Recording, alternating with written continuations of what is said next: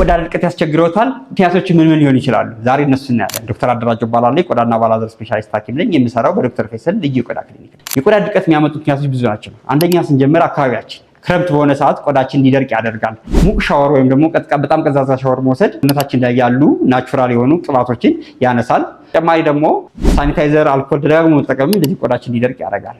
ሁለተኛ ደግሞ የቤት ውስጥ ማሞቂያዎች ወይም ደግሞ ኤር ኮንዲሽነሮች ቆዳችንም ድራይ የማድረግ ኢፌክት ሊኖራቸው ይችላል።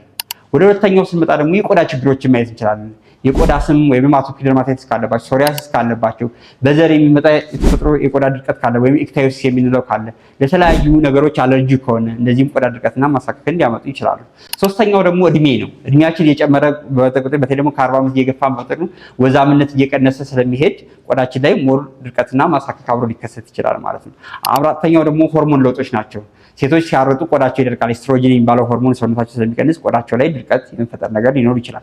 አምስተኛው ደግሞ የውስጥ ደዌ ህመሞች ናቸው። የእንቅርት ሆርሞን ማነስ ካለ፣ ስኳር ህመም ካለ፣ የኩላሊት የጉበት ህመም ካለ፣ እንዲሁም ደግሞ አውቶኢሚዩን የምንላቸዋል የራሳችን ነጭ ደም ሴሎች የራሳቸው ሰውነት አታክ ሲያደርጉ የሚፈጠሩ የቆዳ ህመሞች ለምሳሌ ሾግረን ዲዝ ሊሆን ይችላል፣ ሉፐስ ሊሆን ይችላል። እነዚህም ቆዳ ድርቀትና ማሳከክ ያመጣሉ ማለት ነው። ስድስተኛው ደግሞ መድኃኒቶች ናቸው። በተለይ ደግሞ ለልብ ታማሚዎች ወይም ደግሞ ለኩላሊት ታማሚዎች የሚሰጡ ሽንት የሚያሸኑ መድኃኒቶች፣ ሬቲኖይድስ የምንላቸው እንደዚህ ለብጉር የምንጠቀማቸው መድኃኒቶች፣ አንዳንድ የካንሰር መድኃኒቶች እንዲሁም ደግሞ አንቲስታሚን የሚባሉ መድኃኒቶች ወይም አንቲኮሊነርጂክ የምንላቸው መድኃኒቶች ቆዳ ማድረቅ ሊከሰት ይችላል ማለት። ሌላኛው ደግሞ አኗኗር ዘይቤ በደንብ ውሃ ማንጠጣ ከሆነ ደግሞ በጣም አስፈላጊ የሚባሉት ለምሳሌ ቫይታሚን ኤ፣ ኦሜጋ 3 ምግባችን ላይ ያላካተትን ከሆነ እንደዚህ የማሳከክ ነገር ሊከሰት ይችላል ማለት ነው።